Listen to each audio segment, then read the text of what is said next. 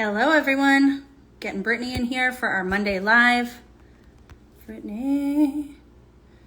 This thing's still...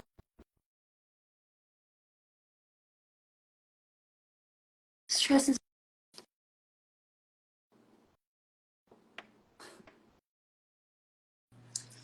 Well, how come I can't see you? Where'd you go? You're thinking, it's thinking, there you are! Oh my God, sweating. This thing still stresses me out. You know, it is crazy, right? Like how you keep showing up for something, even that's just another sign that it is still out of our comfort zone. Yeah. Like, even though we've done it, God, geez, I mean, it's got to be 15, 16, 17.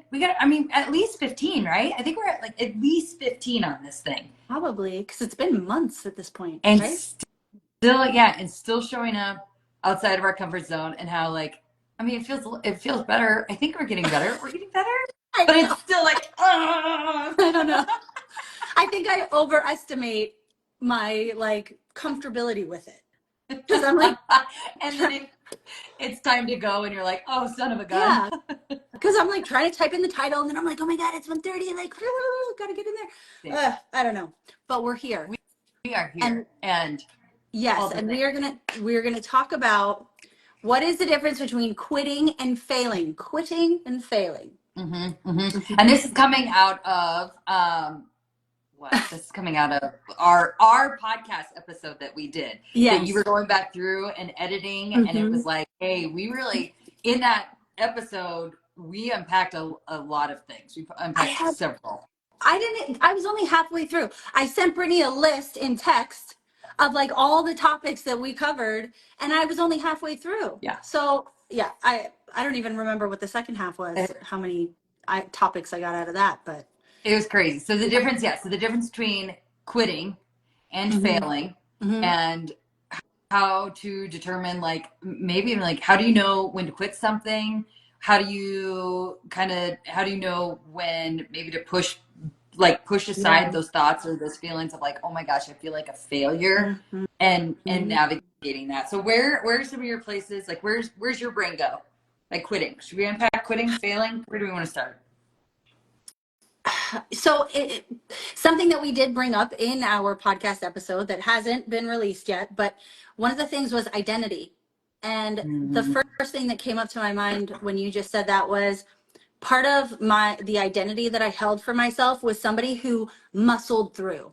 Like, if I started reading a book, I would finish the book. If I started doing this thing, I would finish this thing, right? Like, and I think that that's a good goal to have. But then when you have that expectation of yourself and you've started something that really isn't good for you, or you really don't enjoy it, then you feel like you're stuck, and then you have all this negative self-talk about making the decision to quit. Yeah.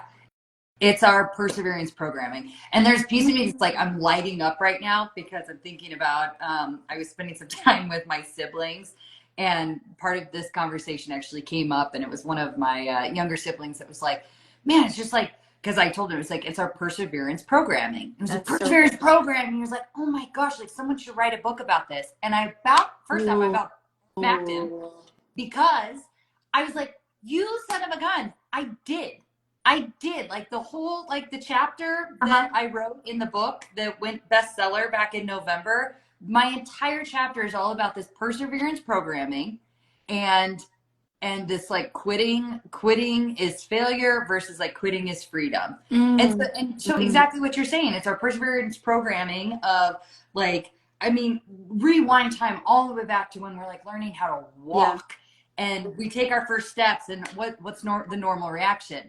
Like, keep going, good job, keep going, keep going.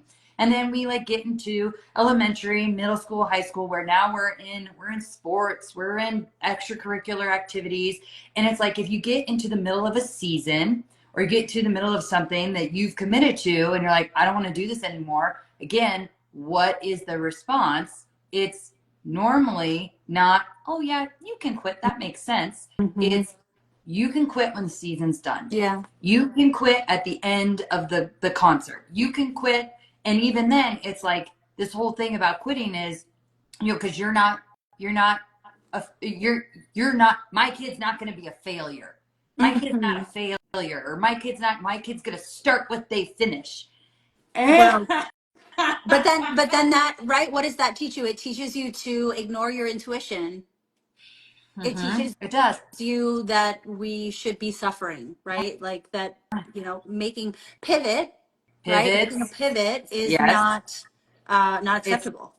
not acceptable. And two, like so we're taught, like, you keep going and you can quit when the work is done. And then we get into our adult lives and it's like, when the freak is the work ever done? Never an end. There's never an end. It's never done. So like, it's actually what I've learned in all of this, like, fascination with quitting and quitting being freedom and things that I'm literally talking about on stages now, is like this fascination with this idea of quitting. And I will tell you, the most influential people in the world, they have figured out how to quit the things that are no longer serving them, or the things that no longer make sense. Because in quitting, it does, like you just said, it allows them to pivot. It allows them to pivot to save the business. It allows them to pivot to save their freaking lives. Like, it's the ability to quit. I just think it's so, I could talk about it. I just think it's a skill that I don't think we all have. No, and I feel like it's something that we don't often think about, right? Because quitting is just inherently not good. Like, we just know this, we've accepted it. We don't like analyze, okay. And it's also different from every scenario, right? Like, how do you know when you're quitting because you're scared of something versus how do you know when you're quitting because it's just really not right for you? So it's a confusing thing, but if you don't take the time to build the muscle to differentiate, you'll never know. And you'll just be all the way on one side of that spectrum or the other. Yeah. And I think the way you just said that too, like, building that muscle it's so important. It's like, how do we, and then that goes back to, okay, when you're in the process of making that decision, or is quitting whatever that thing, like, are you associating that with failure, or is quitting that thing potentially like the best thing you could do for your life, like the best pivot, the best, like, intentional action that you can take to open yourself up for more, or like to, for instance, like, to quit the things that are no longer serving you. And I think that could go, I mean, we could go on a total spiral here of, like, even heck, like, sure, beyond, because I know sometimes, like, quitting is associated with, like, an addiction, for instance. But it's like, it's even more than that. Like, think, like, the things that, again, we need to, like, quit living against everybody else's standards. Like, how freeing that would be. Quit comparing all the dang time. Quit consuming unconsciously. Make a quit list. Yes, the quit list. That's good. Quit. I'm gonna make a quit list. Oh, I got one already. Stop with the damn sweets. Quit the sweets, man. At least 97%. Don't wanna. I don't want to. So if you, but, like, with that, so okay, so if you quit sweets, are you failing yourself? No. No. No, you're serving yourself. Ooh, you're serving Yeah, yourself. and I'm serving my pocket because I don't have to keep buying new clothes because my weight is fluctuating because of these damn cupcakes and. All right. Oh. It's okay. Samesies. What I was also thinking, what came up in my head when you were talking about, like, as an adult, right? We move into being an adult, and then it's like we are taught to quit when the work is done, if we're going to quit at all. But then as an adult, the work is never done. Like, you do the laundry, and 5 days later, you got to do the laundry again. We're Or done. 3 days later, whatever. I don't know. We're done. But then that also then leads to, like, there's no rest until it's done, but then again, it's never done, which is why so many of us have an issue with rest and self-care. So much so. Yeah. And it's, I think, too, right? Rest and self-care. Partially because we convince ourselves that we're supposed to, like you had mentioned, we're supposed to continue to persevere through the struggle. Instead of, like, and I don't know where did this come from, right? Like, they actually walking through struggle, how we're like, okay, I have to get to the other side of this. and it's almost like we become so focused getting to the other side of the struggle that we like forget to take a pause in the middle of that struggle to actually like, okay, what's really happening here? Like what growth is happening here? What am I needing to work through here? Like and I think because we get so focused like with our blinders on of hey, I have to persevere through this struggle, I think sometimes we miss the lessons, we miss the growth, we miss the good that's happening in the struggle. And I think that is why 9 out of 10 times we find ourselves going through the same freaking struggles over and over and over and over again because we're so busy persevering through that we miss like what's actually going to help us evolve and get to the like get to our next level. Yeah.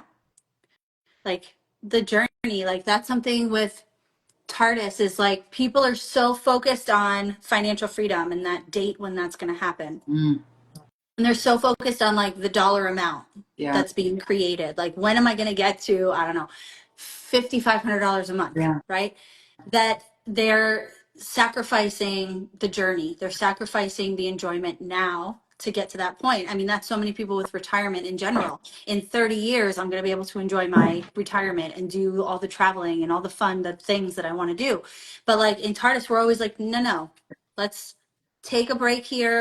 Let's figure out how we can start incorporating those fun things now, right? Because we want to enjoy the journey. We want to be present during the journey. I think we need to write this book. Literally, you can take your chapter. I don't know if I should say this, but like put it in ChatGPT. ChatGPT will create your format for you, and then you just go in and fix it all. And there you go. There's your book. There's your book. Here's my book. Yeah. Here's my book. I've got, like I said, this whole like quitting thing. It's I never knew. I never knew. Like I rewind back to even a year ago. If like you thought that I'd be talking about quitting as passionately the way that I do now, I'd never in a million years. And it really was. It was like quitting. Quitting was one of the hardest things I ever had to do. And I think So. Yeah, go ahead. What's failing? Yeah, I think that failing is for me, like I've adopted a couple different mindsets around failing. I bet you have similar mindsets around this too. Oh, I don't know where the balloon came from, but it was fabulous. I think that so failing, I mean, I definitely look at failing as like a growth opportunity. If you failed at something, which maybe like, okay, go back to like a definition, it would be not like you didn't hit a desired outcome would maybe be how I would define it. Like you didn't hit a desired outcome, but then, and I think we're all like, right? So how often are we so afraid to fail? So we're afraid to fail, so we don't even try. So we're afraid to hit that desired outcome, so we don't even try.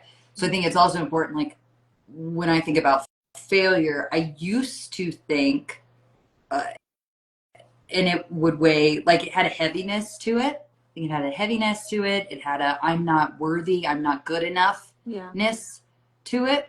And now I really have done a lot of inner work to make failure a mindset of like it's an indication of growth.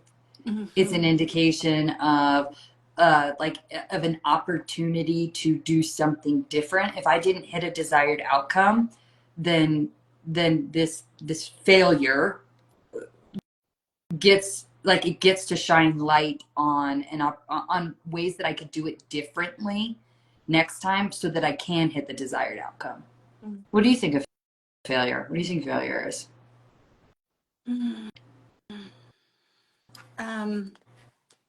So I think sometimes people think like, okay, I started this business and I'm not at that dollar amount yet. I'm not at that number of clients yet. I'm not at that number of sales yet, whatever. And so then it's like at that moment, right? Like kind of like what you said, they haven't hit the desired outcome. So at that moment, they're like, I failed. It's over. I'm done. Right. But it's not done. Right. Like failure, I think is like, it's like an end point, right? It's like, but like, yeah, failure is like an end. And if you keep going, there's no end. So then how can you fail? So in my mind, failure, but then it begs a different question. So failure in my mind is when you just give up, right? Is when you didn't get the desired outcome, and potentially you still could have the desired outcome. It might just be different than what you thought. But in that case, you're like, no, I'm never going to get there. I'm just going to give up, right? It's too hard. Yeah. Can't That do this. is Give a up. failure Mm-hmm. because you created that endpoint. But if you never, you can say, okay, yeah, I failed on that goal. I didn't reach that goal in that timeline. But if you keep going, you can't possibly fail because there's no endpoint. Uh-huh. I like that. And it's if it's not done, then you didn't actually in fact fail. Right. It's just not done yet. Right. Mm-hmm. Right. Yeah. So then where quitting maybe kind of fits into that is like, okay, so failing is the result of like giving up. Yes. And then the question is, what's the difference between giving up and quitting? Mm-hmm. And I would say, yep, my brain went exactly. Ooh, stop it! Get out of my brain. My brain went, yeah, same spot. The difference between giving up and quitting, I think, is quitting. I think you're making this intentional choice to do something different. Whereas, like, maybe giving up is just like, I envision it's just like the total hands up and you're just going to move on with your life. Yeah. Versus like quitting is kind of taking that making that intentional choice to pivot, that intentional choice to do something different, that intentional choice to make space for something that is going to serve you. Say that again. Quitting is making like an intentional choice to like let go of something that's not serving you. Yeah. So that you can make space for something that is going to be beneficial, that is going to serve you. Right. Like, right. yeah. Right. Okay. Yeah. Cool. You know what I'm saying? Yeah. Yeah. I think, yeah. And like, again, on a super simplified, in a super simplified way, I think quitting is just like a more logical approach, is really taking the time to analyze, just like you did, where you had in the podcast episode, we talk about your pre-identity crisis and then your actual identity crisis, right? Your pre-identity crisis was you taking the time to investigate all the possible causes and solutions of this, whatever that feeling was that you were having, this dissatisfaction or whatever it was, right? So that was like the intentional, you were taking time, you're going slowly. I think giving up is more of an emotional thing. So I think it's logical versus emotional. Giving up is emotional. And so for me, because I tend to be quite impulsive and quite emotional, I like a lot of when I have quit something, it was actually giving up. Not always. I'm being hard on myself. I was like, not when you, always. when you quit. So if you're looking, when you quit, it was a version of you giving up. Okay, elaborate. When I think about my, and again, this is could just be in the vortex of my mind and like me, eating away at myself. But like when I think of my businesses, a lot of times I think about, because it was a very emotional time, because it was during COVID and money was an issue during COVID, because we had businesses that were not allowed to be open, were not allowed to serve clientele, yet I still had to pay people. And so it was very emotional, and there was no escaping the emotion because it was something that was out of my control completely. And or that's what it felt like in the moment. Felt like it was totally out of control. And sometimes I think about, had I just hunkered down, had I just literally went into a hole and just held out for another, let's say 6 months, another year, if that was even possible, I don't know, maybe wouldn't have been possible. But if I had held out, if I had not made that end point, not made the decision, maybe those businesses could still be there and thriving. So you feel like with those businesses, like you were looking at the situation on the table and that you gave up. That you gave up, that it wasn't like an intentional quit where you're like, this no longer makes sense for my life, this no longer makes sense for this business, this no longer makes sense for these people. Like the best choice, the best like intentional choice, like as a good leader, as a good business owner, that I could do would be to close down these businesses. Like I'm going to quit stringing them along. I'm going to quit putting my energy towards this. This no longer logically makes sense. I think it was some of that. Some. Some. I think so too. I also think like, okay, so maybe like is that you're saying maybe you quit those businesses, so you made that logical choice to quit the businesses, but it was coming from a place of giving up, like emotionally. I think, yeah. I don't know if it was like 50-50, Mm-hmm. or maybe it was more like the emotional part was, Mm-hmm. taking up more of that space. I Probably. I love that because I think that shows that I think it's like a beautiful example of the complexity of the topic. Like Yeah. that you can be giving up at the same time that you are quitting. You could be emotional at the same time you're being logical. You Yeah. can feel like a failure but know it's for your growth at the Yes. same time. Like I Yes. think that it's like this beautiful example of the complexity of being human. Mm-hmm. Yeah. Because like there was the part of me was like, this is the right thing to make space for something better. Mm-hmm. But then there was just the knowing that there was just so much emotion, flowing through that decision, that it was almost like you couldn't see clearly. I Yeah. couldn't, I felt like I couldn't see clearly. And now also like looking back, and hindsight's 2020, right? We Always. have that phrase for a reason. Yeah. But it's like now looking back, I can see certain things that I could have done to really ensure that it was more of a logical, intentional Mm-hmm. decision, or the right decision versus the one that I made.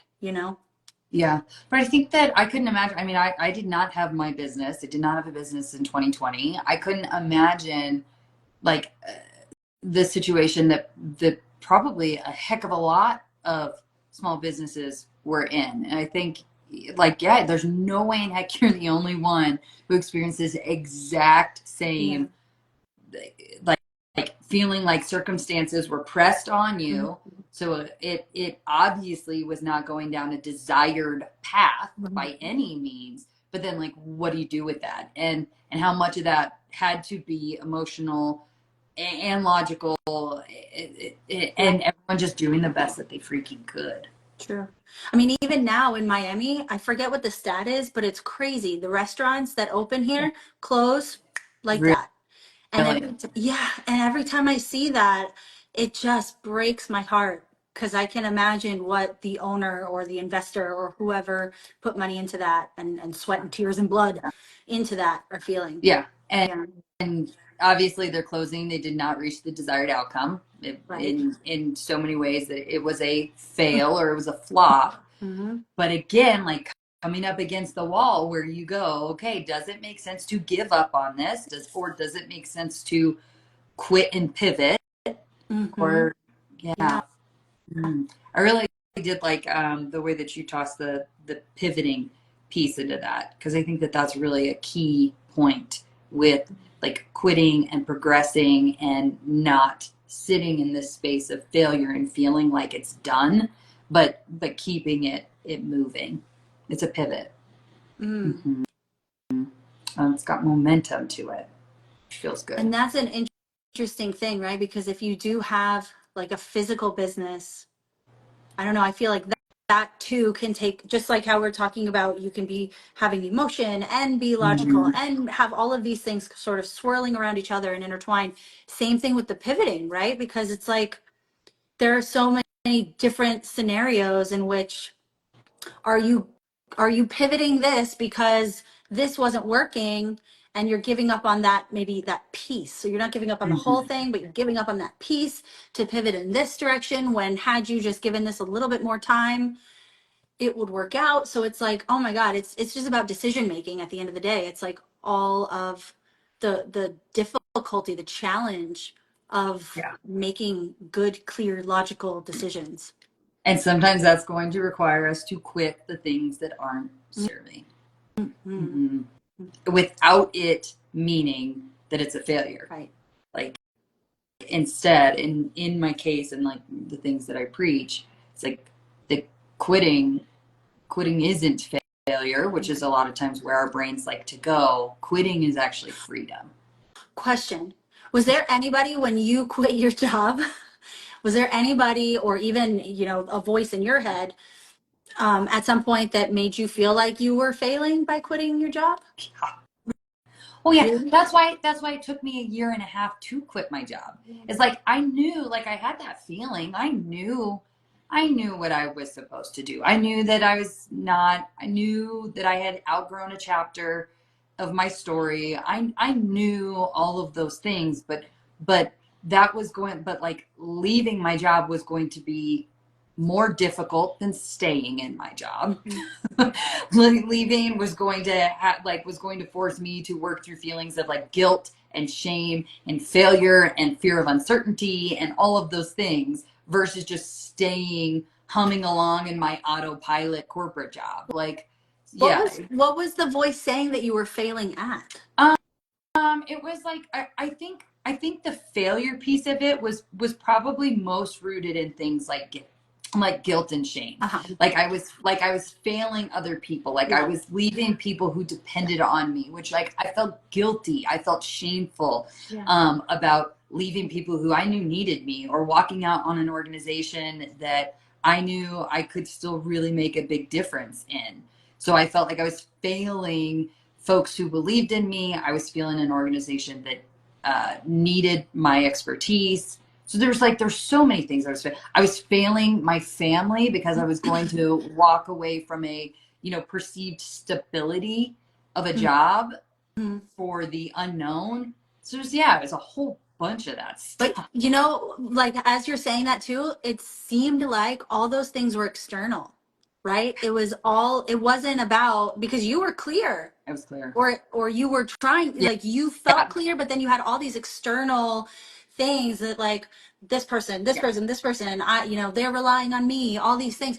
And so I'm wondering if failure at the end of the day, that feeling of failure or determining if you are a failure is really just based on you caring what other people around you think. I think it totally could be.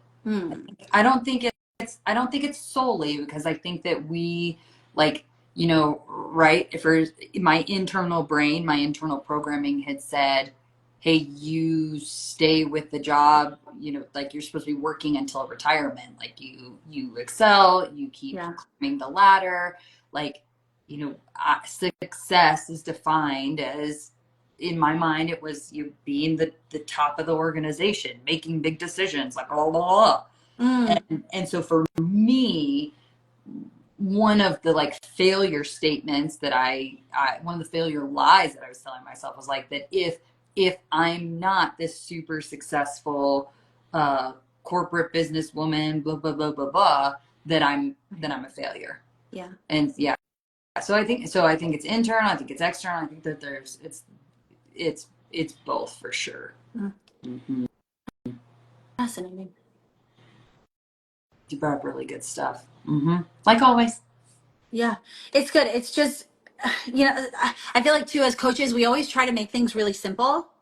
And then sometimes you're just like going around in circles because there is no, it's not simple. No. And it's going to be different for every single person in every scenario. So Yeah. Like that's nice to also be taken off the hook. It is. Like, Yeah. it's hard. Because as human beings, we are complex individuals. Like that's how we were made. That's how we were created. That's what makes this really that's what makes this all so fun. Yeah. Yeah. Good Okay. stuff. All right, Oh, my I friend. just thought of another topic for another day. I'll text it to you. Okay, text it to Okay. me. All right. Same time, same place See, next week. Bye guys. see you next Monday. Bye.